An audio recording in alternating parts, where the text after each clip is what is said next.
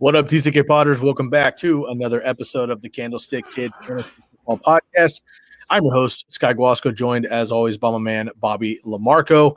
This is episode 391. We have some rookie ADP review, and we are getting down with a rookie mock draft as well. You can find us right now live on Facebook, live on YouTube, live on Periscope and Twitter as well. And I believe Bobby is also live on Instagram. You can check him out at the Football X Factor. You can find him on Twitter at his name, Bobby Lamarco. Find me on Twitter at my name, Sky Guasco. Bobby, it's been a minute, man. Been busy the last couple of days. How are you doing? Sky, I mean, the distance makes the heart grow fonder. We know that. We try to balance each other out a little distance, but then once we do that, we realize we just got to see each other at least twice a week. So we're going to do that. But I know, Sky, we talked a little bit about this. We have a new segment I'm going to start. It's called Sky's the Limit, no pun intended. I'm going to talk a little bit about guys that Sky thinks are underrated. Today we're going to talk about a running back. So, Sky, you tell me right now in May, based on ADP, which running back do you think is underdrafted and the sky is the limit for? Man, it's a really interesting question. First of all, rookie drafts they're fun, but they're also completely a mess. Like, they're going to continue to change. We get constant updates on who's doing well in camp, who's not doing well in camp. Injuries happen. My man Jeff Wilson. Pour one out for Jeff Wilson. Love my boy Jeff Wilson in San Francisco. I've been repping him for 3 seasons. I've been repping him as my early sleeper to take over that backfield if Raheem Mostert goes down, even with them bringing in the rookies. But he gets hurt. He's out, 4 to 6 months. Trey Sermon all of a sudden just explodes, right? And so it's really interesting if you're looking at the full rundown of the rookies. I try to basically look at who is going to have value now, but who's going to have value later on. A guy like Trey Sermon obviously makes sense. But now, if you miss the boat on Trey Sermon, it's too late. Naji Harris, people were kind of like, but Pittsburgh's offensive line, we'll see what happens. Well, I don't think that's going to be that much of a big deal. Now he has skyrocketed. Travis Etienne all of a sudden has become a guy who might be a receiver. If he's a receiver and he's getting that kind of work, even out of the backfield, and he's a quote-unquote Alvin Kamara, you can't get volume on him any longer. So when I look here at the rookies, honestly, I try to look a little bit further down the list. I still believe in my man Kenny Gainwell, and I know you and I disagree on this because you are a Miles Sanders guy, but I just think Kenny Gainwell has the opportunity in the offense. I'm not worried about Kerryon Johnson. They bring him in with the draft capital. I think he's going to be just fine. And if he just takes away passing down's role in Philadelphia, I think they're going to be great. Also, if Miles Sanders remains not as productive, I won't call him unproductive, remains not as productive as he has been the last couple of seasons, and Jaylen Hurst is out there moving the ball, I think Kenny Gainwell is going to have more of an opportunity. We saw Boston Scott, who I think is just a guy in a good opportunity, come in and do quite well, even around the goal line. They bring in Jordan Howard, not worried about it. Bring in Kerryon Johnson, not worried about it. I've been pretty vocal that I don't super believe in Miles Sanders. I think he's a great talent. And if he gets a ton of opportunity, 250 carries or touches or whatever, sky's the limit. But I just don't necessarily see it happening. So I'm going to go with Kenny Gainwell right now. Some deeper guys. Keep an eye on Elijah Mitchell in San Francisco as well. Nobody's talking about Elijah Mitchell because it's been all Trey Sermon in this offense. But Jeff Wilson's gone down. Jermichael Hasty was kind of fun. I don't necessarily believe in him per se. Raheem Mostert, I love the guy, but he's on the, he's 29. He's on the later side of his career. He doesn't have as much wear and tear, which is good for him. But if he goes down and it's Trey Sermon's game at that point, if he goes down or he's not as productive as we think he's going to be, Elijah Mitchell, even though he's a 6th rounder, could have the opportunity as well. So I think those are the deeper names. The one guy up at the top that I'm going to stick with is Javonte Williams with the Broncos. I think he's worth the capital. I think he's worth the top buy. You got to wait him out with Melvin Gordon. So you maybe have to sit on him for a year, but this is rookie running backs. And we see rookie running backs like Jonathan Taylor, DeAndre Swift, J.K. Dobbins. They didn't get going. Cam Akers didn't get going until halfway through to the end of the season, and they were still very productive and helped people win championships. that could be a guy like Javonte Williams. It could be a guy like Elijah Mitchell. So keep an eye on those deeper names. And the guy up at the top that I think is getting overshadowed by Naji Harris and Etienne. Etienne, thank you. Javonte Williams is that guy for me. Yeah, I got to tell you, man, we're going to have to do some side bets. Two of the guys that I talked about a lot is Miles Sanders and Melvin Gordon. I'm actually going to I actually think I'm going to do a solo pod just on Miles Sanders Please, because I don't think we have the time today for me to go through all of the stuff I have to say. So I'm just going to swallow that for now. Just say, all right, Sky, whatever you say, man. Kenny Gainwell, let's do this thing. But I'll probably have a rebuttal when you're not around, so you can't fight back. It's interesting. It's interesting here, and I'll wrap this up here. So PPR. Top 12 rookie running backs as of right now. We're going to get a mock draft in the second half of this episode, so we'll go through this kind of again. But Naji Harris, Travis Etienne, Javonte Williams, Michael Carter, the top 4. My boy Kenny Gainwell is going as the 5th running back in the middle of the second round. So he may not be as much of a value as I think he is, but I just think he has the opportunity. And if Miles Sanders goes down, it won't be Jordan Howard. It won't be Boston Scott. It's not going to be Kerryon Johnson. I think it would be Kenny Gainwell, who can also run the ball, and he's a prolific pass catcher. So I like him a lot. Jamar Jefferson is another name I think to keep an eye on there as well with the Lions, just because, again, outside of DeAndre Swift and Todd Gurley, I guess. But I think that he's got an opportunity to go later on. So you're looking at second, third, fourth round running backs. Some of those guys you're looking to capitalize on. We'll go on some more later on in the episode. But if it's a one running back I'm looking at in the middle of the second round, I'm going to stick with my boy Kenny Gainwell, and I'll have to hear your 45-minute it will probably be 45 minutes. Your 45-minute conclusion here on Miles Sanders to convince me otherwise. But again, look, I say this all the time. I don't hate the player. I hate the situation. And he has let me down 2 years in a row. He was excellent. He was excellent in 2 games last year with 2 big runs against the best defenses. I get it. On a consistency basis, it hurt. And I think Jaylen Hurts might end up, he could lead the team in rushing yards. So we'll see what happens there. Yeah, listen, and look, I got a bunch of stuff I'll talk about later. But the one thing I will say is, another thing we're going to talk about, Sky, we've talked offline about, is the mobile QB impact on running backs. And surprisingly, it's not good. Like I thought always that mobile quarterbacks help ground games and helps running backs and everyone's more productive. They might be more efficient, but at the same time, the volume craters because those running quarterbacks are taking rushing attempts away. And I actually looked this up the last 3 years. Mobile quarterbacks that rush for 350 yards versus guys who rushed under 100 yards, like those standing quarterbacks, not mobile, almost 5 points per game difference. Yeah. For pocket passers who don't scramble, don't run versus guys who are mobile. It's 5 points per game and half-point PPR almost. That's a lot. Mm-hmm. And I was very surprised, and that's just something we'll probably touch on in more detail later. Absolutely. And again, I mean, the rushing quarterback is taking over the NFL. Now we are seeing, though, that they're not yet winning championships. Lamar Jackson has not yet won a championship, right? Kyler Murray has not been close. A lot of these other guys have not yet gotten there yet. It's still, I know Aaron Rodgers hasn't quite gotten to the Super Bowl the last couple NFC championships, but he's gotten the game before that. Jimmy Garoppolo was in the Super Bowl. He can't run at all. Patrick Mahomes is mobile, but that's not a huge part of his game. And obviously Tom Brady taking it down last year hasn't run in 20 years. So that pocket, the effective pocket presence quarterback is still the name of the NFL as far as wins go. Once Lamar Jackson, Josh Allen obviously showed us great things with Buffalo.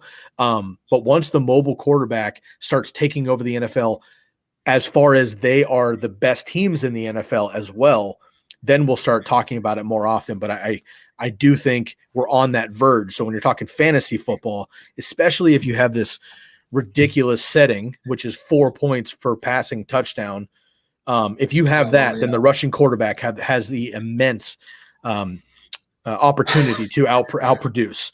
Reminds me of the Dynasty League personally. Yeah, I hate the rule personally. Any league that I commish, is always 6 point per passing, no matter the settings. I just can't handle the 4 point. I don't get it. I understand why people make the mark. I just don't get it at all. And with the rushing quarterback already having an advantage, look, Cam Newton threw 8 touchdowns last year and 10 interceptions. He threw for like 2,000 yards last year. He was horrendous as a quarterback, but he was dominant in fantasy because he had 12 rushing touchdowns. And I just don't think that should be fair for guys like Ben Roethlisberger, even Tom Brady's and other quarterbacks, Matt Ryan, Matt Stafford, those guys that don't generally run should still have the same opportunity, because a guy like Matt Ryan is throwing for 4,500 yards every year, and he's the QB 12 because he doesn't run the ball. That's silly. Yeah, listen, you know what? We're going to go on rants. This is our podcast. We do whatever we want. We're going to go on a rant right now. This is the same thing why I hate PPR. I hate PPR for this exact reason. Full point. I love half. Think about this for a minute. A wide receiver who catches 5 receptions for 50 yards has more fantasy impact than a running back that rushes for 15 carries, 90 yards. That makes no sense to me, because in a real football game, a 90-yard running game is a good running game. That's elite. That's like ends up being one of the top rushing backs in the NFL. 5 for 50 is like, Adam Humphries, slot receivers. And that to me does less of an impact. That's why I love half, because half-point PPR, that's like 7.5 points versus 9 for that running back. I think that's fair, and I think that's the way it should be. I think PPR overinflates the wide receiver position, and I just don't think it's logical. And what you see in a regular football game, there should be some correlations in impact for your fantasy team. Yeah, and that's fair, and I agree. I'm a full PPR guy personally. Oh, here we go. I don't know what is going on with us. We just disagree on everything lately. But what's interesting is I think full PPR is more fun to play. I don't disagree with you on why you don't like it. As a player and as somebody who's a commissioner in a league and I set settings, I want to play that setting. A, it's more points, which is just more fun. B, this is important.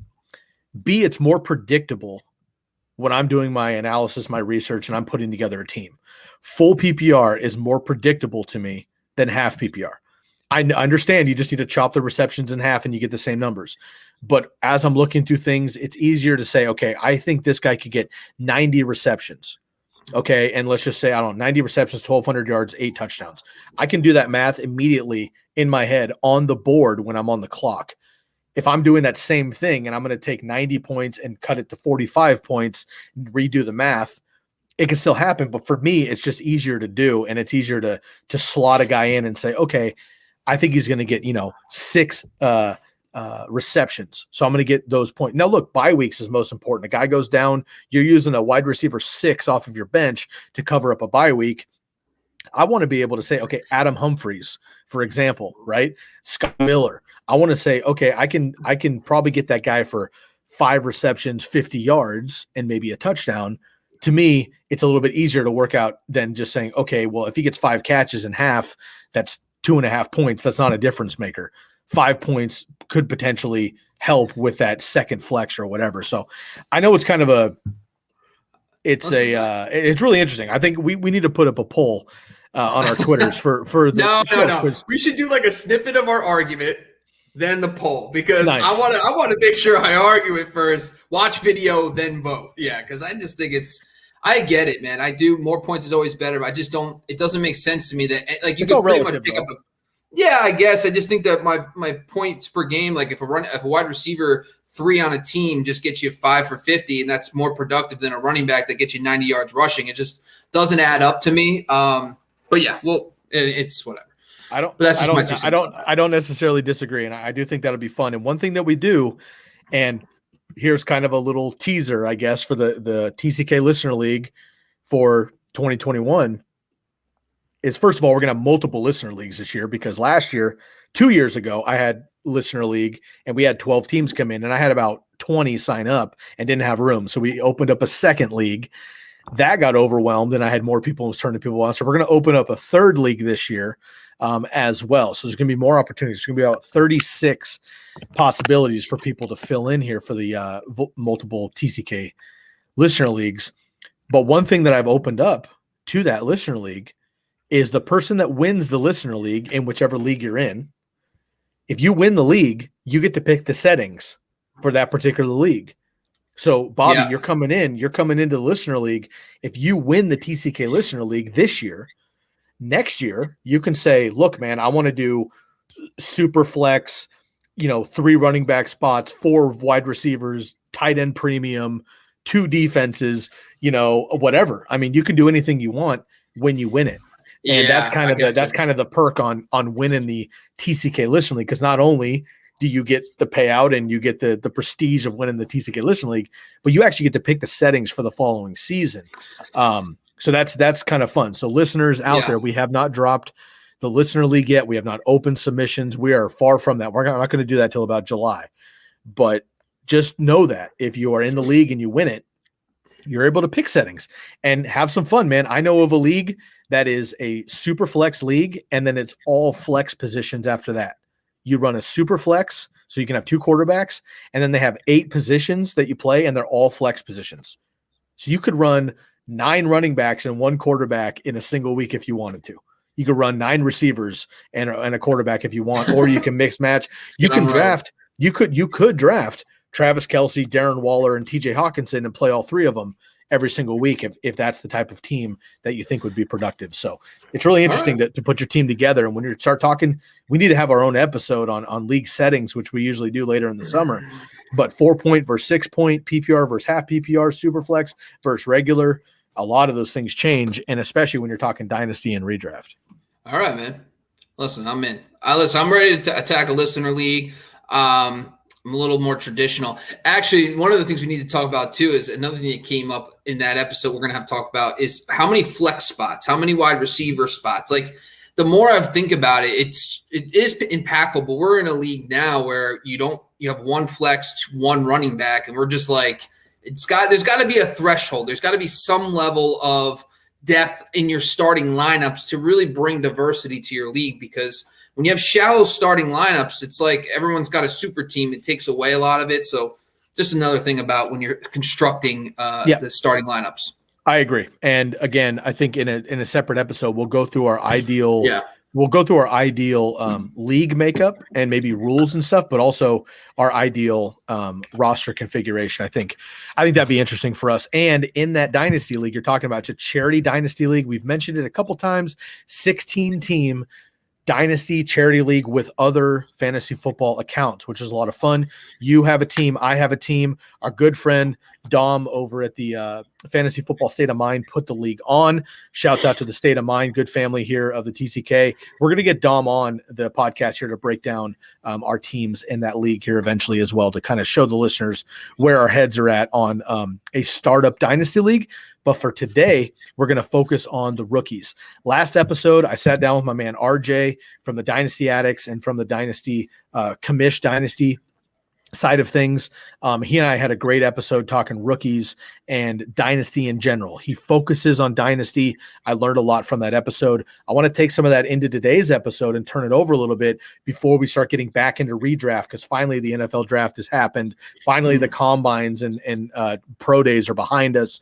You and I can finally start getting back into redraft, which is where you and I thrive.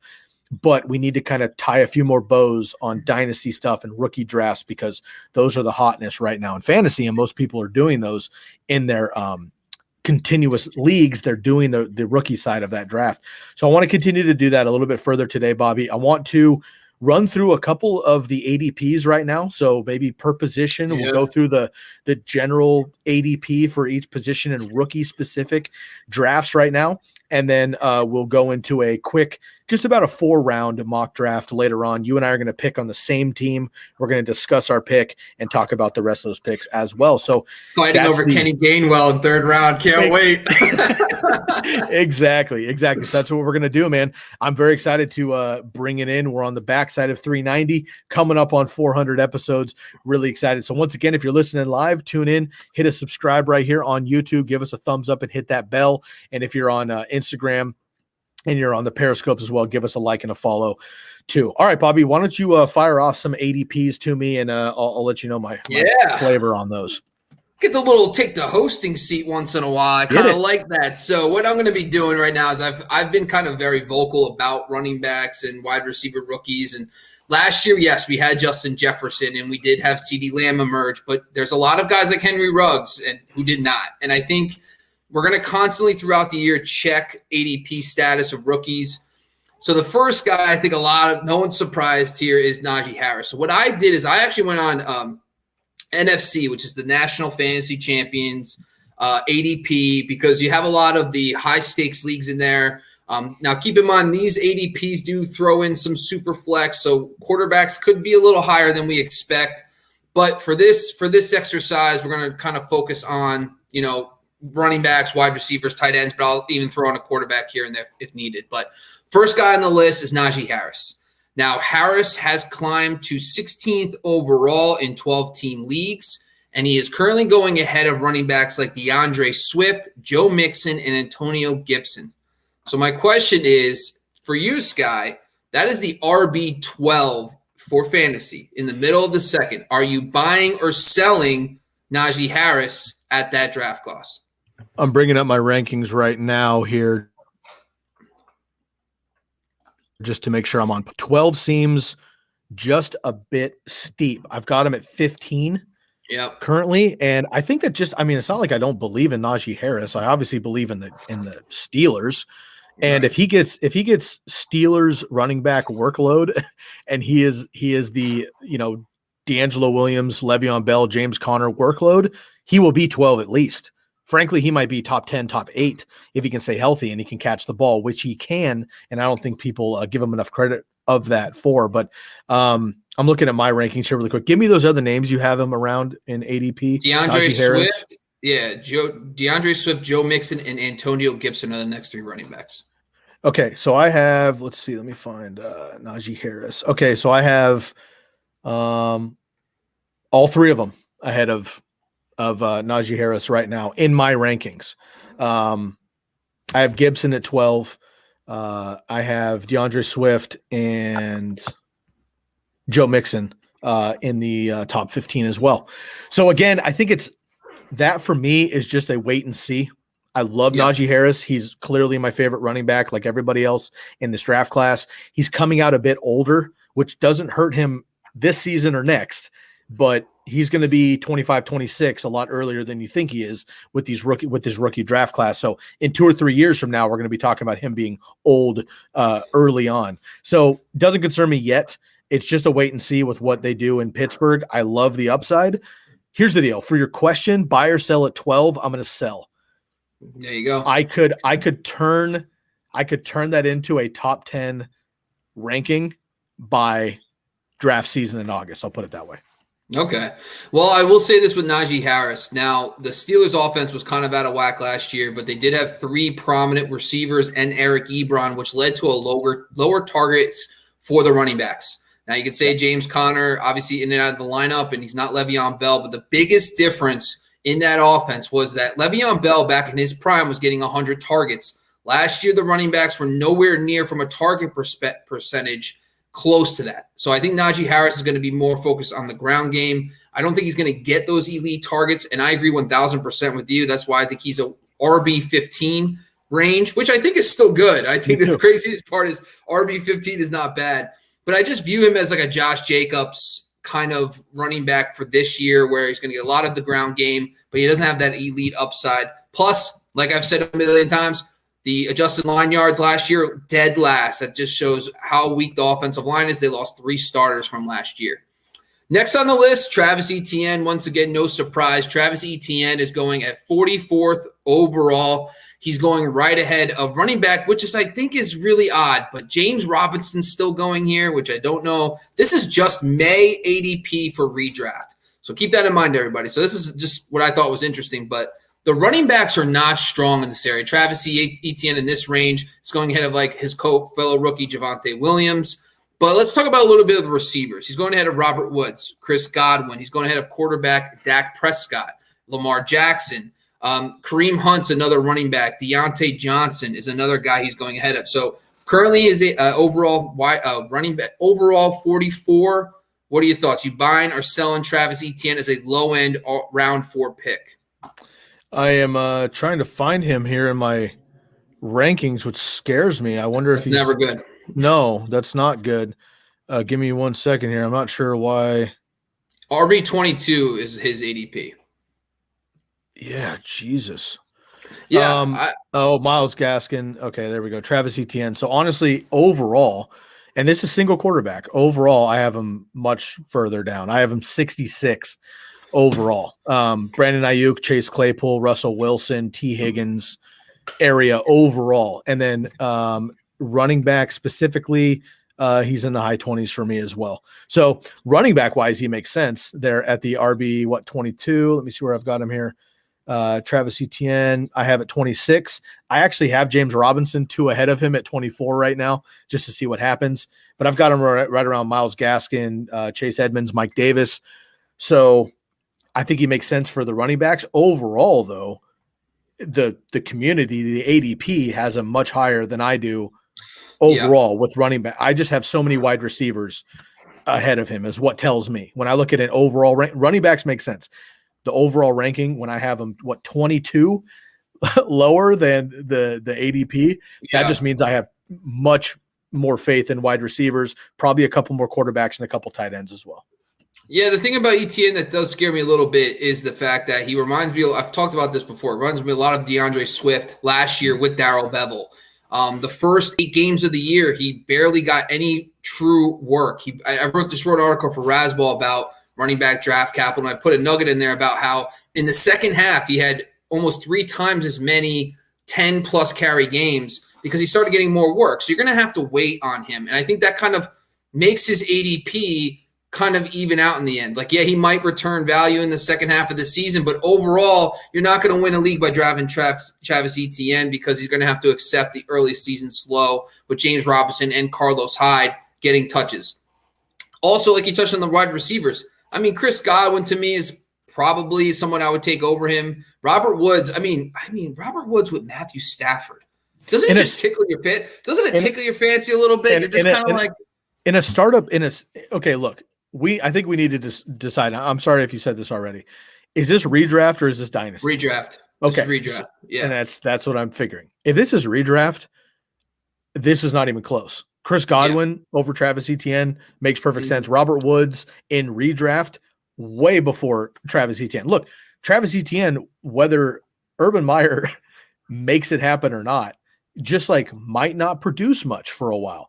Cam Akers was clearly the best running back in Los Angeles all of last year. We didn't find that out till the end of the year. Jonathan Taylor was the same thing. J.K. Dobbins was the same thing. DeAndre Swift was the same thing, and Adrian Peterson, as a veteran, kept it going. I'm not saying James Robinson is any of those guys ahead of him, but James Robinson, as a rookie last year, without draft capital, came in and had over 1,000 yards on a terrible team, but he had a ton of work. So do they distribute that a little bit? Look, you can say what you want about Carlos Hyde and Todd Gurley and these older guys getting, mucking up backfields and Mark Ingram in Houston and stuff like that. But they're reliable. They're reliable in pass protection. They're reliable out of the backfield as pass catchers. They're reliable on the goal line. And let's not forget, Urban Meyer and Carlos Hyde have a long history as well, right? So, I again love the player, love the potential. I don't see myself drafting in redraft. I don't see a scenario at all, unless James Robinson goes down preseason, which we hope he doesn't. I don't see one scenario in redraft I end up with Travis Etienne on my teams. I agree, 1,000%. That brings us to the next running back. Ironically enough, even before Jamar Chase right now, based on ADP, Javonte Williams is going as the 3rd running back taken in drafts at 57th overall. He's currently going as a top 25 running back. The running back's he's going right ahead of Myles Gaskin, Mike Davis, Chase Edmonds, and of course his counterpart, Melvin Gordon. So I'm asking you, Sky, you buying or selling at his current ADP? See that one's tricky. And this is I'm gonna flip the role here a little bit on my reply from Naji Harris. In the running back ranking, I sell it. Again, we're talking redraft. This is important. In dynasty, obviously, like these rookie running backs, you need to have way the hell up your list. In redraft, I think that's silly. I'm not a huge Myles Gaskin guy. First of all, I don't necessarily believe in him. Secondly, I don't think he's going to be the only guy. We still have Adrian Peterson and Le'Veon Bell out there who is going to take somebody's job or at least be in a backfield eventually. I'm going to sell where he's at in redraft among the running backs. I'm going to buy and raise, if you will, where he's at overall. I've actually got Javonte Williams, and I just big upped him in the beginning of this podcast as my guy at the top. The running back I want at the top is Javonte Williams.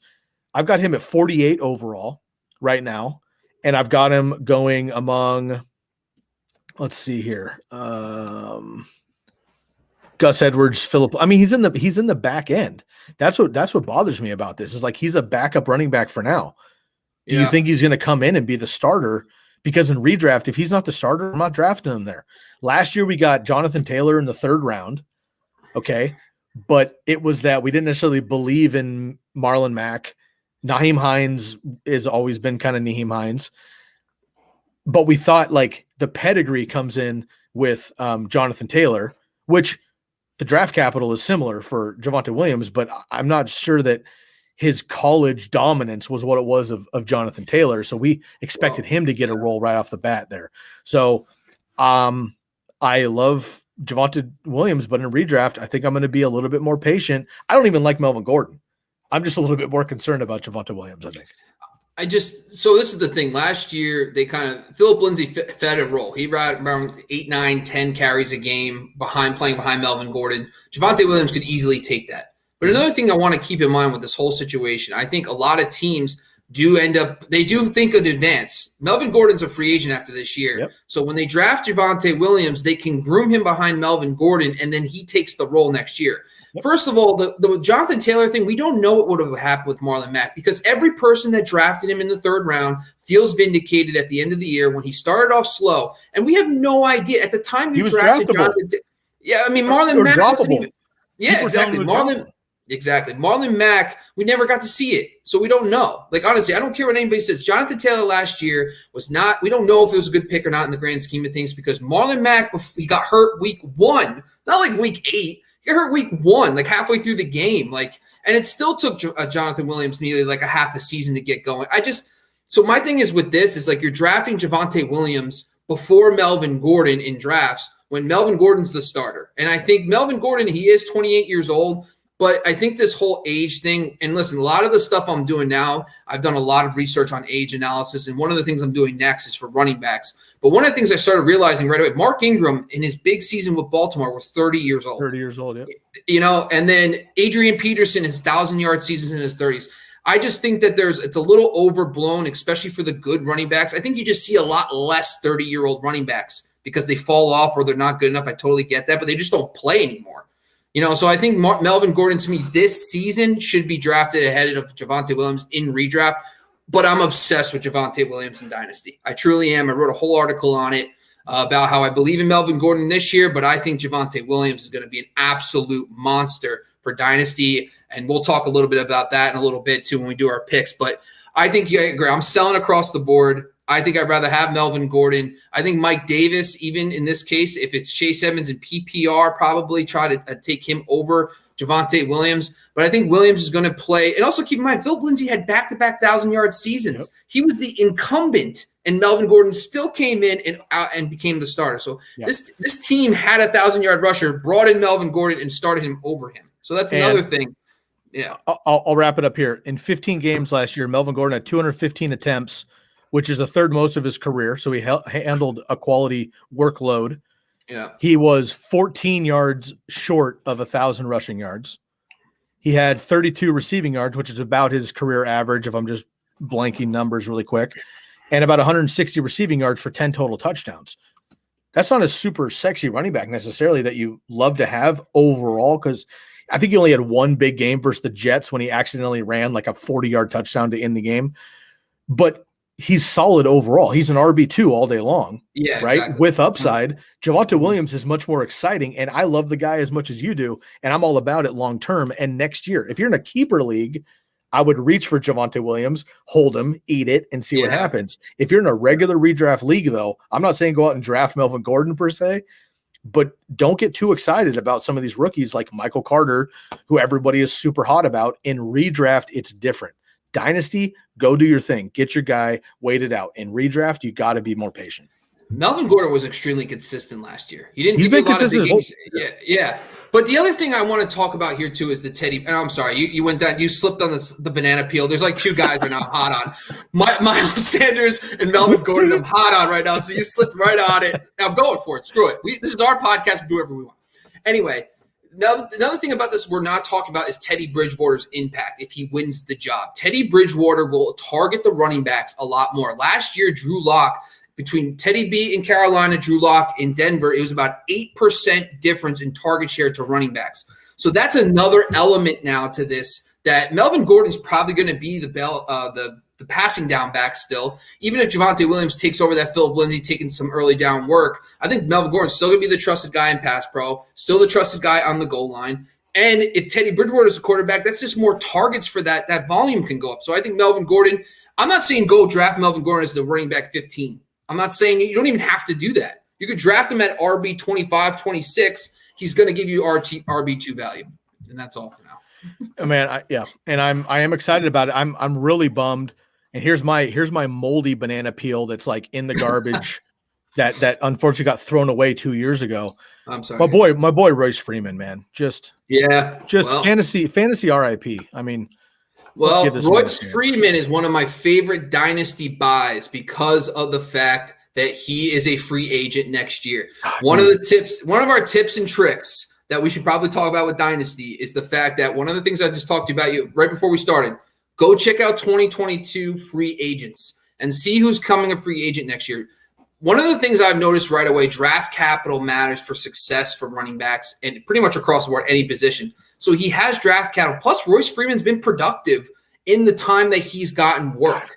So Royce Freeman next year, you can get him for nothing. You can probably get him from a third-round pick. If you don't know who to take, you can offer the guy. I actually have him in my one dynasty. Not even do this fourth round pick, dude. People. Well, that's it. I only have three rounds, and so I can't. My one thing. Sorry, imaginary fourth round pick. I could probably still get him for the imaginary fourth round pick. But this is the kind of stuff you have to look at. He has a little bit of draft pedigree. He becomes a free agent next year. He could find himself into a role. You get him for free. That's a great name to monitor. Same thing with like Sony Michel. He's a free agent next year. He's going to have no value this year, but he could land on his feet, former first-round pick. These are the kind of guys that if you get later in dynasty drafts, dynasty restarts, these are the type of players where next year you want to get – when you're drafting in the 20th round of a restart in dynasty, you want to know within the next year or two if that player could work out long-term. So within the next year or two, you're going to know if Royce Freeman lands somewhere. Like let's say he lands in Atlanta and he gets to battle with Mike Davis. He could easily become the lead guy there. That's just an example of what could happen. So I like to have my capital later in drafts on guys that I'll have decisions on almost immediately instead of having a backup or a seventh-round pick that might never work out. So just great name. That was a great name drop. I think that's someone to monitor too. Love it. Let's get a couple more ADP picks here, and then we'll get into the mock. All right, so Jamar Chase, our first wide receiver, is going at 61st overall. He's going ahead of his teammate T. Higgins, Brandon Ayouk, and he's also going ahead of Chase Claypool in that 6th round range. That makes Chase Clay. I'm sorry. Let me just back up here for a second. So Jamar Chase is your wide receiver. Of course, I didn't do it. Sorry. All right.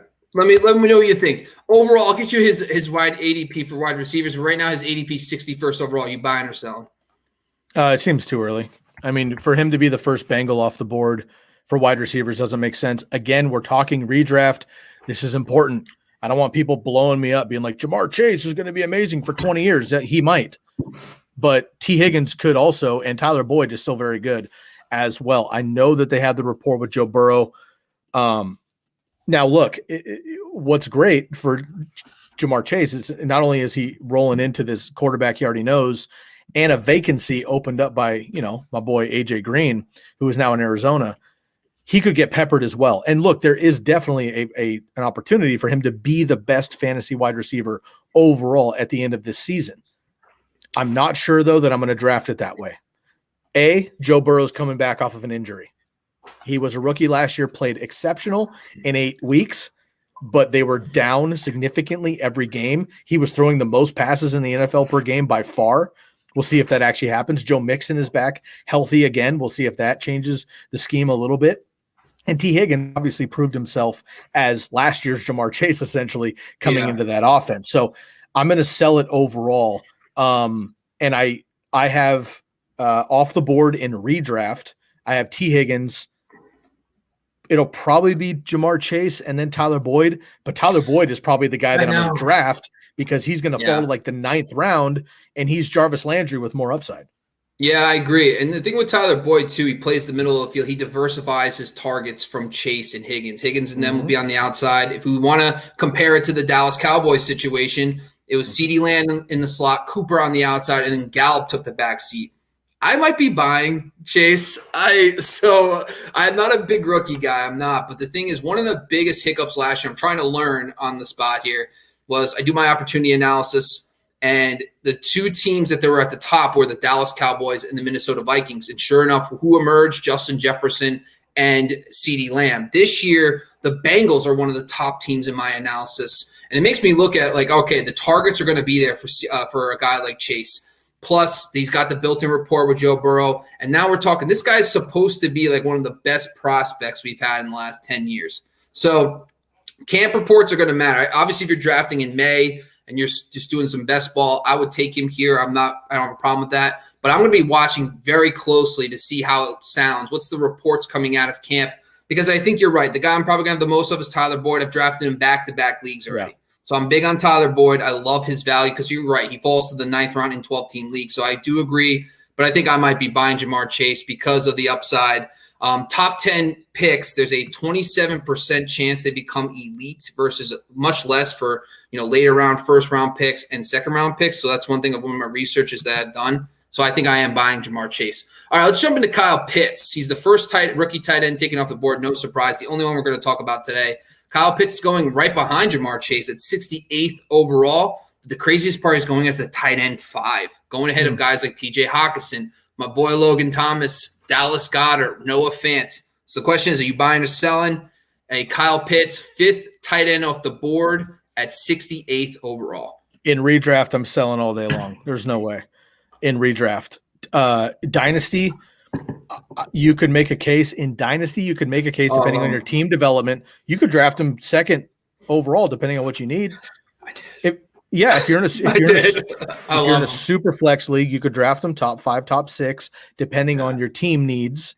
But in redraft, again, look, do I expect Kyle Pitts to be like a lot of these? Evan Ingram is the comp because he was the last rookie tight end to really come in and blow up, but he's also been plagued by injuries.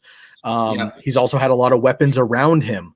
He's also had solid quarterback play and a quality run game, which I expect Atlanta to have all of that minus maybe the quality run game because we just don't know yet with Mike Davis. Jalen Hawkins, we'll see.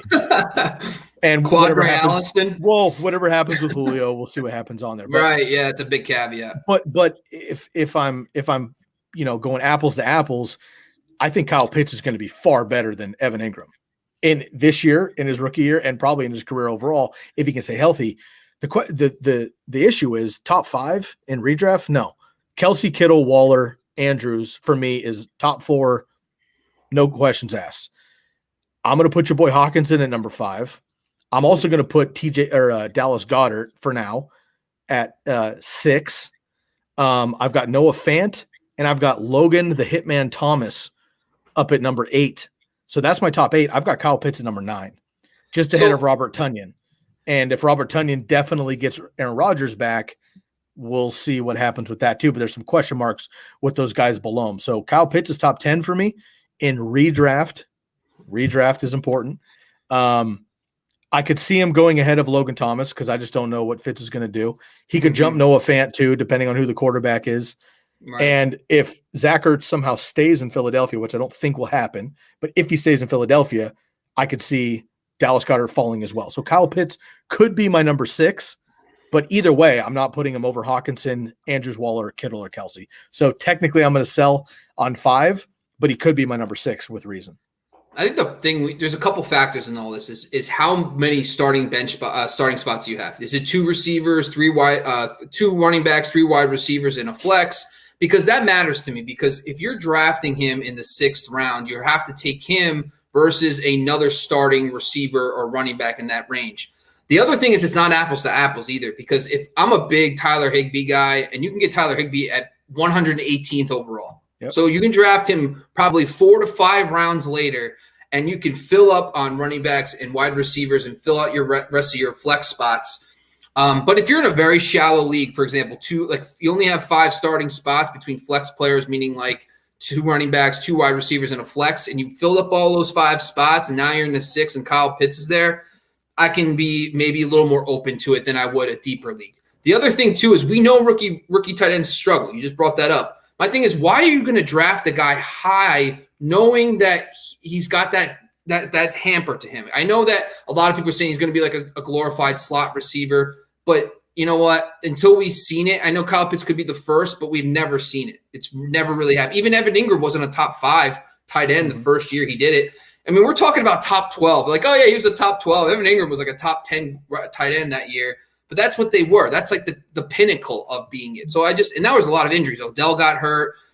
They lost Victor Cruz that year. There was a bunch of guys that got hurt. So just keep that in mind as well. So I think why cap yourself try to find tight ends that can blow up, that have everything going for them. They're on a team that's already established, good quarterback, know the system. Why draft a tight end early that's a rookie when you know historically it doesn't work? I will say, you flip over to Dynasty, and like I just said, draft Kyle Pitts wherever you want. Oh, yeah. Take him second overall. Take him first. I don't give a shit. If your team needs a tight end for the next 10 years, go get Kyle Pitts in Dynasty. In redraft, you have to have that conversation. Now, I will put one more caveat, and I know that you and Dweez, I believe, talked about this in length, but Arthur Smith coming over from Tennessee to take over in Atlanta is huge because he is a tight ends coach. That's what he does, offensive coordinator, and he's moved up the chain.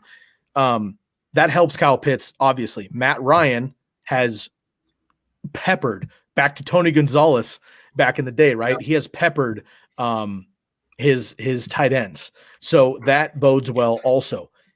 Now, I will put a caveat on this and we'll move on.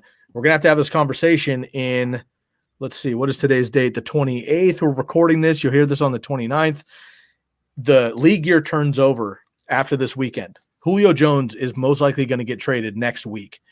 When Julio Jones gets traded, Kyle Pitts might be top 3 in most people's rankings because if he's a slot receiver in his body and they use him that way, it's game over, right? Yeah. So, and I don't think that's impossible because if Julio leaves, which he will leave, when Julio leaves, Calvin really becomes the number 1. Who's the number 2 wide receiver automatically? Russell Gage? No, he's a slot guy, you know? Well, that's right. So Kyle Pitts, even if he doesn't play receiver, he plays tight end, but he might just be second in targets. And if that becomes the case, it's just volume. And at the tight end position, we know that 50 catches for 500 yards and 5 touchdowns makes you a top 10. You know, you make all that 808, you're, top 5. And of course, unfortunately, some of these guys won't stay healthy. So we'll see what happens with Julio. But right now I'm tempering expectations in redraft on a rookie tight end. Dynasty, go get him. But once Julio leaves, we're going to have to reevaluate this. Yeah, and Anthony Ferguson led the Titans last year in slot routes. So, it's not like it's foreign to Arthur Smith. As a tight end under Arthur Smith. Oh, yeah, exactly. Yeah, even though Anthony Ferguson is going to be better than Kyle Pitts this year in redraft. Bam. Anyway, so the next guy we're going to talk about a couple more guys and we'll head out. So Devonta Smith, 84th overall right now. He's going ahead of the likes of Jerry Jeudy, Curtis Samuel, Will Fuller, Debo, Brandon Cooks. Now, at 80, that's the wide receiver 35 in that range. So are you buying or selling Devonta Smith at the ADP 84, wide receiver 35? I think that's a proper range for him, to be honest. I just don't see anybody else in Philadelphia taking the opportunity from him. And I'm just kind of looking around the guys that are around him and stuff. And frankly, it makes the most sense that he's the number 1 right away. I love my boy Jalen Reagor. I hope he is the guy, but he was banged up last year. He had a COVID issue, whatever, played pretty well on some deep bombs, but didn't have the consistency. JJ Arcega-Whiteside is sailed most likely. And look, I mean, whether I like it or not, hopefully they feed Miles Sanders, and the number 1 pass catcher should be Devonta Smith and then Dallas Goedert, I would imagine. So I'll buy that. Although me saying that, I'm not rushing out to get him. In rookie mock drafts, I'm getting Jamar Chase, or I'm waiting for, Rashad Bateman or my boy Dearmi Brown or some of these deeper guys. I don't – the Jaylen Waddle, Devonta Smith package, I know they could have super upside. It screams Henry Ruggs to me, though, and I can't get it out of my brain. And I hate to do that to the kid, but I can't undo it in my brain, and it makes me nervous. So I'm going to buy where he's at. I think it makes sense. I don't know that I would buy it personally. You know what? I agree. I think the other thing, too, is like Jerry Jeudy, for example. If Teddy Bridgewater wins the starting job, I'll probably buy Jerry Jeudy. I think that Teddy B is actually a serviceable quarterback. Drew Lock was way too inconsistent. Jerry Jeudy, man, sky's the limit. That dude had was he, like 7th in drops? He had 8 drops in a game or something stupid. I mean, like, he just gets if he gets the rookie jitters out, which Amari Cooper had as well. Let's not forget. Amari Cooper shook it, and he's Amari Cooper now. Jerry Jeudy could absolutely be a wide receiver 1 in this league if the quarterback is up to par. So I'll take the shot on Jerry Jeudy as well in redraft. Yeah, 100%. All right, so next guy's Michael Carter, 97th overall. He's already in the top 100, which is just completely bananas. He's 35th. I don't even need. Don't even need the numbers. Don't even need the numbers. Okay, cool. This is a sell. Cool. It's the other competition, and here's the deal. I mentioned this. I mentioned this a while ago. I can't see myself actually rooting for the Jets. It just doesn't make sense to me. Other than Gary Vaynerchuk, I have no connections to the Jets outside of Robert Saleh, who's my guy from San Francisco, and LaFleur, who came over as well. One thing that I know that the Jets are going to do, at least try to do it, especially with a young quarterback, is they're going to run the ball a lot. That's awesome. Mm-hmm. What they're also going to do is they're going to run the ball a lot with 4 different running backs. That's not awesome for Michael Carter. Ty Johnson, who nobody remembers anymore, and he's free.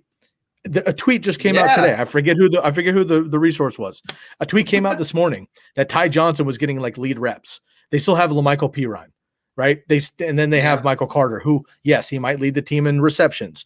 He could lead the team in fantasy points because of those catches.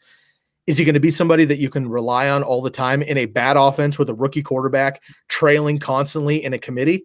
Absolutely not. The draft capital's out of hand. I'm going to pass. All right. I don't need to add anything. Trevor Lawrence, 2 picks later, 99th overall. The thing with Trevor Lawrence, I totally get it. He's 15th quarterbacks, going ahead of Kirk Cousins, Mayfield, Wentz, and Roethlisberger. So what are your thoughts there? Are you buying or selling Trevor Lawrence as a top 15 quarterback in 2021? Yeah, I'm bringing him up right here. I got to bring this up here on my redrafts. Where's T-Law? I've got him at 22. I've got him behind Cam, Big Ben, Kirk Cousins, Baker Mayfield, Carson Wentz. So all those guys that he's around, I've got him behind everybody. Again, a lot of it comes down to how do the Jags look? It's May, it's June pretty much. It's still early with these rookies. I just have to see it. I believe in Trevor Lawrence for the next 20 years. He could be the best we've ever seen. Who knows? This year on a bad team with a brand new NFL coach, with a who knows run game, with pretty good wide receivers, but nobody's unbelievable, with a terrible defense. I just don't know. I don't know. I could see him being my top 15, as you said, but I've got him at 22 right now because there's other – like, look, Cam Newton's not even a quarterback anymore.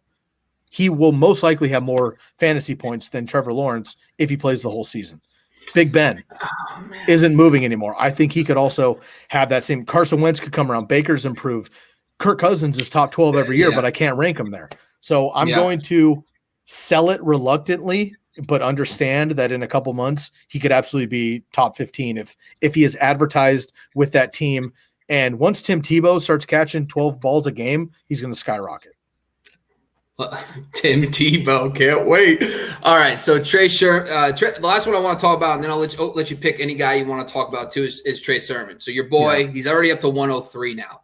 That puts him inside the top 40 for running backs. He's actually going as the RB 38 overall. So I think he's 38 overall for running backs, 103. He's going ahead of guys like Chenault, James Conner, Jarvis Landry, Damian Harris, and Michael Pittman. So you buying or selling your boy, Trey Sermon, at that draft cost? Yeah, it's really, really tough because I got fandom involved in this. I've said it multiple times since he got drafted to the 49ers. I'll just take Michael Carter and Trey Sermon. Okay, totally different backs, but let's just take both of those guys and swap their teams. If Michael Carter was on the 49ers and Trey Sermon was on the Jets, I would be buying Michael Carter and selling Trey Sermon. Right. Because it's the other way around, I guess for sake of this question, I'm buying Trey Sermon. Okay. I believe in Raheem Mostert.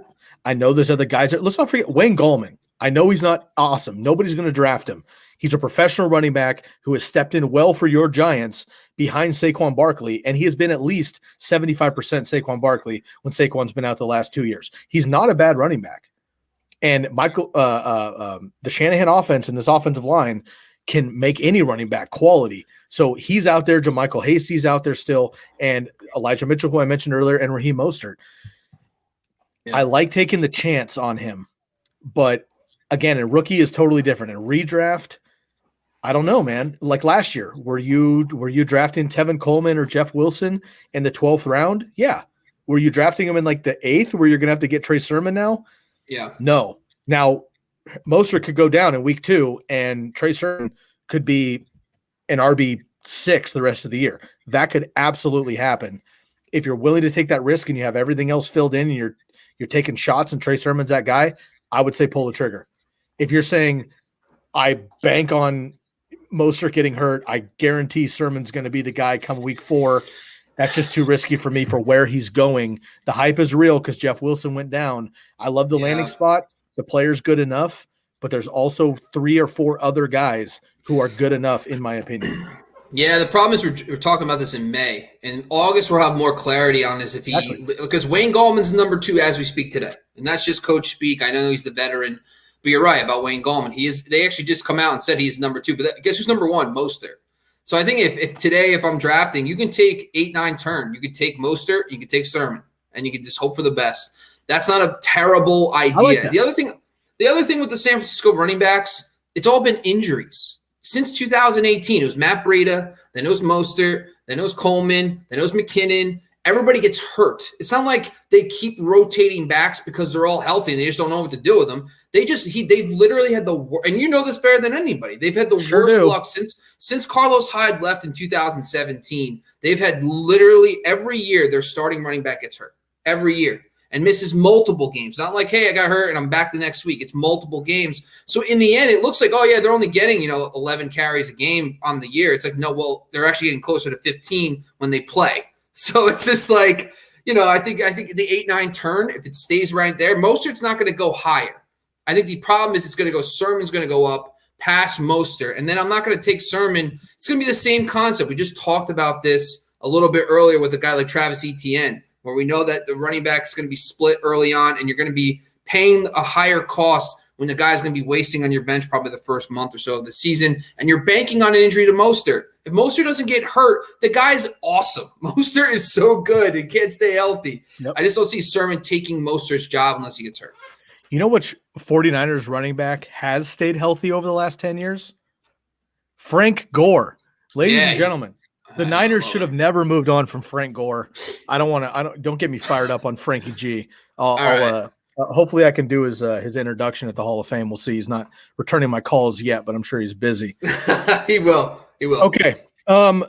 As we wrap up here, and listeners, we're about an hour into the episode. We like to keep it about an hour. We've gone long on this, which is totally great. I'm into these ADP breakdowns. They mean more than the mock draft we were going to do. We're going to bump the mock draft to next week. We'll do it then. I want to talk about a couple more guys here, and then we'll move on. Let's stay in San Francisco. Let's go to the quarterback. I have the rookie bring up. Why don't you bring up overall where he's at while I'm talking? Trey Lance of the 49ers. Yeah. This one's going to Go ahead. Sorry. This one's going to be really interesting because it all comes down to, does he start? Do you take the chance on him? Whatever. We're having this conversation to redraft on purpose. I think a lot of people are probably listening to this podcast saying, why are you talking rookies and redraft? Most of them don't even pan out. Most of them don't play much. It's all about dynasty with rookies. Well, here's the deal. A lot of people play redraft still, and a lot of these rookies are going to have to get drafted. It's a matter of, are you drafting them where they're going to be? Trey Lance is that quarterback in a single quarterback league that I'm probably taking a flyer on. He's my Justin Herbert this year. Last year, I was taking Justin Herbert with my 16th, 17th round pick. We'll see what happens if Tyrod Taylor doesn't pan out or he doesn't play well or he gets hurt. Maybe Justin will have a good opportunity. He's got high upside with a high-powered offense. We'll see what happens. Tyrod Taylor went down. The team rigged the system so that Herbert got to play more. The rest is history. Broke all the records. That could happen with Trey Lance this year. If Jimmy gets hurt or he doesn't pan out, it's going to be Jimmy day one. It just is, unless they trade him after June 1st, which they could because of the contract, which could still happen. Yeah. But if Jimmy starts, Trey Lance is a guy that I don't want any part of in single quarterback redraft leagues. But I will absolutely draft him in the 15th, 16th, 17th round, knowing that A, Jimmy probably won't stay healthy. B, he could be unproductive for some reason and lose his job. And you're drafted Trey Lance third overall. The kid's going to play eventually. And when he does, that rushing upside, the big arm, and the weapons around him, I love Trey Lance. Question, Bobby, is A, where's he going overall in redraft, and are you going to take him there? Because I'm all in, but you need to temper expectations, obviously, because right now he's the back. Yeah, you know what the thing is, I don't typically take two quarterbacks unless so he's 167th overall, so he's free. I'm not saying you're putting capital into him. The problem is if he's not starting week one, you're drafting a guy, putting him a backup quarterback on your bench that might play. It's not like you could see right away if he's good. I'd much rather take two quarterbacks and see. Like I did this in 2018 with Lamar Jackson. I drafted him in all my leagues, but you know who the guy I drafted with him was? Mitch Trubisky. So like as cool as it sounds, when I drafted Lamar Jackson, it couldn't get worse. But I did that because they were mobile quarterbacks, young, in systems that were staying the same, system continuity stayed all the time. I'd rather do that and see where it goes because Trey Lance could be good. I'm not saying he can't, but he's not the starter. So like, unless you draft Jimmy G and him and you believe – if I believed in the starter a little bit more, I would maybe consider it. But it's got to be how deep is the league. A standard redraft, 15 rounds, not drafting him. Dynasty, all that stuff, of course. Even in deeper startups, if you're doing a deeper league where you have super flex, for example, yes, Trey Lance is definitely on your radar. Take him as a QB2 and then pair him with a veteran that's low, like Carson Wentz, for example, and just have those guys ready to go. And if he does get started, I get it. But overall, regular standard redraft, unless he wins the job, no, I'm not drafting him. Fair enough. I'm going to give you a couple wide receivers here quickly. Rashad Bateman for the Ravens. Amon-Ra St. Brown for the Lions. And my boy Dearmi Brown in Washington for the football team. Rashad Bateman, look, all of these guys are question marks. That's why I'm bringing them up. They're going to be way deep in redraft. These guys are going to be 12th, 15th round picks. Rashad Bateman should come in and be the number one target outside of Mark Andrews in Baltimore. I think that. I don't believe in Marquise Brown. If he was more productive, then maybe. At worst case, he's the number two behind Mark Andrews and Marquise Brown. So the number two wide receiver, but I like that. I think what people aren't realizing, and I've been a Lamar Jackson truther since he came out of Louisville, dominated at college, won the Heisman Trophy as a prolific runner, which we've seen in the NFL, but also as a prolific passer. The dude can throw the ball. He can throw it deep, which you've seen, and his accuracy has not been amazing. I understand that, but he's also in a Greg Roman offense that saw Colin Kaepernick dominate as well as a runner and a kind of passer that doesn't need the quarterback to pass the ball, but he's also not had the weapons. They drafted a couple wide receivers last year, bring in Sammy Watkins. There's a lot of they're moving in the direction that tells me that they know what they have as a running quarterback in Lamar Jackson. Dominant, the best in the NFL on the ground. But we saw with Mike Vick, he was the best for 10 years. He took one lick and the dude was done, right? Kyler Murray last year was absolutely on fire, the number one quarterback in fantasy football by far. He got hurt, banged up his shoulder, not the same quarterback the rest of the season. If Lamar Jackson ends up getting hurt, there's going to be a problem with that entire offense. They could be leaning more toward passing. If they do that, Rashad Bateman is the biggest body. He's the best all-around receiver, in my opinion. He's a red zone target, and Lamar Jackson could feed him there. Amon-Ra St. Brown for the Lions should slot in right away as the number 1B, number 2 latest. Don't love Jared Goff, but there's a ton of opportunity there for Amon-Ra St. Brown. He's hot in rookie dynasty leagues, but also keep an eye on him in redraft because I think he could be your wide receiver 5 or 6 and a good spot start in bye weeks. And then Dearmi Brown, same thing in Washington football team. Terry McLaurin is that guy, obviously. They bring in Curtis Samuel. He's going to be that guy too. They're going to have a strong run game. Dearmi Brown, though, is the biggest body down there. He's a deep threat, which they don't really have in those other guys. And we know that Fitz likes to chuck it deep there, which we saw in Tampa Bay and the rest of his career. So Dearmi Brown he's kind of been my sleeper from this draft class. He's going to continue to be my sleeper. May not do much for quite a while, but if one of those top guys go down or Fitz stays healthy and they end up just chucking it, I do like Dearmi Brown as a definitely a best ball target, but redraft late too for bye weeks. And if one of those guys go down, I think Dearmi Brown could certainly impress, and he's not on the radar in redraft specifically. Bobby, any thoughts on these 3 guys here, or we can get out of here? Yeah, so one of the things I researched over the last 10 years, I looked at draft capital and how it produces fantasy relevant guys. So for the benchmark I used was 9 points per game in their career, which surprising is not. You would think there'd be so many guys with much more points, but anyway, day 3 picks, for example, they don't work out that much. 2.6% hit rate.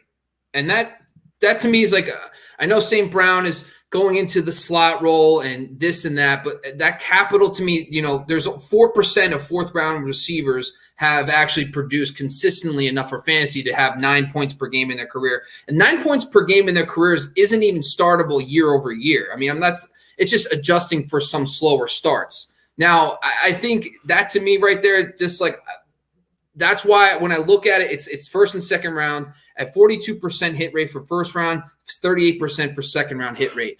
That tells me that second round receivers and first round receivers are kind of the same. There's a lot more second round receivers than first, but the hit rate is still relatively close. That means that any guy like Rondale Moore, Elijah Moore, all these guys, to me, I'm open-minded to all of them to see how it would work out for them. But year 1, I don't think I'm buying anybody for redraft. I think outside of Chase, I don't really know if I'm in love with anybody at the receiver position. Devonta Smith, maybe, but at the same time, I've seen too many times. Justin Jefferson was not the consensus number 1 receiver last year, and he became that guy. So, and a lot of us, yes, people draft him, but remember, the first 2 weeks did not go well for him, and he probably was dropped in some leagues. I think CeeDee Lamb's the only guy that really start to finish kind of gave us something. So I think the first thing I want to look at is who's the quarterback? Is the quarterback somebody that's elite, that's going to be able to prop up? Also looking at my opportunity analysis. So those are the kind of things I'll look at. I don't have a specific guy based on where they've landed right now today that I feel confident in and I'm going to draft. I've always been higher on taking veterans, for example, that are going into it. Like John Brown is a good example of a guy with this current circumstance could be taking over the Nelson Aguilar role, which was a top 30 play last year. And he's a better deep threat than Nelson Aguilar. So that's the kind of stuff. So probably not buying anybody. Bateman specifically, what worries me about Bateman is the low pass volume. We can sit here all day and pretend it's not true, but it is. They're not going to ever be an elite level team throwing the football. They're going to, yes, Lamar Jackson 2 years ago was so efficient, but really it was Mark Andrews was the only one that truly dominated in the receiving core. So yes, Lamar Jackson was an MVP, threw the ball very accurately, was very good. Mark Andrews from a fantasy perspective was the only guy to really be a factor in the pass game. So I think Marquise Brown is a great number 2. I think Bateman will be the 1. I do believe that. But it's 1A, 1B maybe. Mm-hmm. I don't think it's going to be Bateman's going to get 130 targets. I think he's going to struggle to get around 100, and that's not going to be enough for fantasy. I'd rather find a guy that's going to get more volume. Fair. I like it. And rookie wide receivers are tough. I know everybody sees the golden nugget, and you see a guy like Odell Beckham years ago in 2014. You see a guy like Justin Jefferson last year, and you want that player. The reality is even CeeDee Lamb, who probably would have been all world if Dak stayed healthy, It wasn't up to him. Dak got hurt. Things changed. So it's going to be interesting. So I just wanted some deeper names because, again, and not every deep name has to be a sleeper. It's just like, look, and I'm not saying that these names I'm mentioning are going to be close to Justin Jefferson, but you have to have wide receiver 5s, wide receiver 6s, guys on your bench that you draft that might be good in week 6, because if you miss them on draft day, you may be the wrong order on the waiver wire that week and not have enough fab to get them. And then you lose out and tough shit. I mean, it happens all the time. So I like to have the last 3 or 4 picks of my bench. I usually run 6 or 7 bench. Just that's how I like a deep bench at least to give yourself a chance. And I like to have the last couple picks being flyers that I honestly believe, if they get the opportunity, will stick and stay. I don't like the one-trick ponies and stuff. Like Henry Ruggs last year, I had zero interest in. I don't believe in the Raiders. I don't believe in Derek Carr. I didn't necessarily believe in the player. And we saw what happened last year. It didn't work out. I was all over Bryan Edwards, who nobody even remembers this year from the Raiders. He got hurt, never really panned out, but he was the guy that I was after. And it didn't work out. But that's kind of how, because I felt like he was such a better option in that offense, and the 2 or 3 games he was healthy, he was. So just keeping an eye on some of those deeper names, because you have to fill out your roster. And as much as I love flyers and guys who might pan out, I want a guy that, like, look, it might take me 5 weeks, but if I can eat it on my bench and keep that spot rotating, that's where I might find a guy that's a little bit deeper in the position, and it can show up. But the thing is with rookies, we always talk about this. You need to invest at least 5, 6, 7 weeks into them because you want to give them time. 1 month. Give it 1 month. Yeah. Well, yeah, whatever it is. But my thing is, and it does work sometimes, but the hit rate is so low that, if you find the right guy, great. If you got Justin Jefferson last year, kudos. But if you had Henry Ruggs, you're a dunce. That's what I mean. Like, there's more likely you get Henry Ruggs on your bench from a rookie. Yep. However, one of the things you should do is go back a year ago, look at your notes, and find those rookies that you love, like Bryan Edwards. Great nugget, because Bryan Edwards is still a guy who no one cares about anymore because he just had a down year. Who, if this fall, if you start hearing this in the summer that he's starting, he's looking good, he looks healthy, that's a guy I'd rather invest in than a Elijah Moore with Zach Wilson and that team. That's a great example. 100% agree on that. And the same thing with Jaylen. I apologize. Brandon Ayouk last year. He's the hotness this year because of how he ended out the season. Yeah. But let's not forget. Okay, let's not forget. He was literally the only weapon for the 49ers for about 10 weeks last year. I'm not saying he's bad, and I love the pick when we got him from Arizona State. I think he's going to be a stud, but he was not the hotness in fantasy last year. He was a person of opportunity, took advantage of it, and crushed. Now people are drafting him way above Deebo Samuel. Yeah. So why not get Deebo Samuel 3 rounds later? I know. It's just I feel the same way. And again, I'm going to put this in here and we're going to get out. I just have to mention it because I saw a tweet about it earlier and I got excited. We're talking about deep names. If you have a roster spot to kill on a dynasty league, please go pick up my man Jaylen Hurst. He has not played yet. 2 torn ACLs. He may never play it down in the NFL. But there's more people. I promise you, Bobby, there's more people right now that have Andrew Luck, Julian Edelman, and Josh Gordon on their dynasty leagues than Jaylen Hurst. I promise you. Okay. And Jaylen Hurst could actually come in and be a viable asset. And if he stays healthy, they've been talking about him for 3 years. They love him. He's a dual threat player. He fits the scheme perfectly. He's already, I've been saying it, he's the most talented wide receiver on the team already, and he hasn't played. Please go find Jaylen Hurst. You'll thank me later if he plays. Well, my deep guy is Ty Johnson. I've been on Ty Johnson. I think that if we're in May and you're just doing a dynasty startup, take him in the last round, because those are the guys that let's say, for example, let's say Carter is the guy. Fine, great. You just drop him and you pick up another guy. It's not a big deal at all, but we don't know anything right now. And this is a great example. The Shanahan scheme does not just hand the keys over to rookies. They just don't do that. Look at Tevin Coleman. Tevin Coleman's a great example. Back when 2015, when he was drafted with Shanahan, he was Shanahan's guy, picked in the 3rd round. What did they do? They gave Devonta Freeman, who was the previous offensive coaching staff's guy, and they gave him all the work. He was the RB1 that year. So my thing is, it's not a given that the rookie running back will automatically take over in the scheme. The Shanahans will go with the guy who is the best fit, and that could be the guy who's an incumbent. Let's not forget that Tevin Coleman is now also one of those great segue, one of those Jets running backs. All right, we're going to get out of here. Before we do that, I am going to give a quick shout out. We ran long today and I didn't want to take a break. So before we get out of here, I do want to give a quick shout out here to the Jersey Jungle and Bomb Banana Hot Sauce. Jersey Jungle, make sure to go check them out on Instagram. Good friends of the show. You can find authentic jerseys, any sport. We have the NBA playoffs going on. We have the NHL playoffs going on. Baseball is in full swing. We have football. We have all world soccer. You have any alternative sports, softball, volleyball, anything else. You have an all world player. You can check them out and get a custom jersey, 10% or 15% off of your jersey at the Jersey Jungle. DM them on Instagram. Use the promo code TCK to get 10 to 15% off of those jerseys. And then I also want to give a shout out to Bomb Banana Hot Sauce. Newest thing in hot sauce, banana-based hot sauce, not banana-flavored. Go to seekthespice.com, 10% off of your first order. TCK is the promo code. Once again, 10% off of your order there.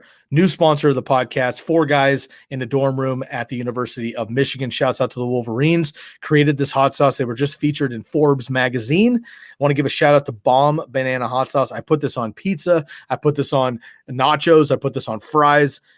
You can even put this in a spicy shake if you like. I'll go over that maybe another time. But I love their hot sauce. They have 2 flavors. They have the muy muy, which is the red flavor, and they have the white, which is a little more mild. Go to seekthespice.com, 10% off of Bomb Banana Hot Sauce. Banana-based, not banana-flavored. Bobby, it's been a pleasure, man. Another one in the books here. Episode 3. Episode 391, closing in on 400. The rookie rundown here for the ADP review. Once again, we are going to get into the mock draft another time. Weren't able to do it today, but we'll be back with us next week. Enjoy your Memorial Day weekend. Shouts out to everybody that Memorial Day pertains to. Appreciate that, and wish everybody a happy long weekend. Hopefully you have Monday off, whatever you're doing. So enjoy that. And if you're traveling, travel safely. We'll catch you next time on the Candlestick Kids Fantasy Football Podcast. Go check out my man Bobby Lamarco on Twitter at his name, Bobby Lamarco, on Instagram at Fantasy Football X Factor. And you can find me on Twitter at my name, Sky Guasco, and on Instagram at Fantasy Football _TCK Pod. Make sure to give a rate and review anywhere you're listening to the podcast. And make sure to find us on YouTube as well at the Candlestick Kids. Give us a subscribe, hit the bell, and give us a comment on your favorite rookies and maybe some rookies that are being overvalued or undervalued at current ADP. From my man, Bobby Lamarco, enjoy your weekend. We'll catch you next time. I'm your host, Sky Guasco, and we are out of here.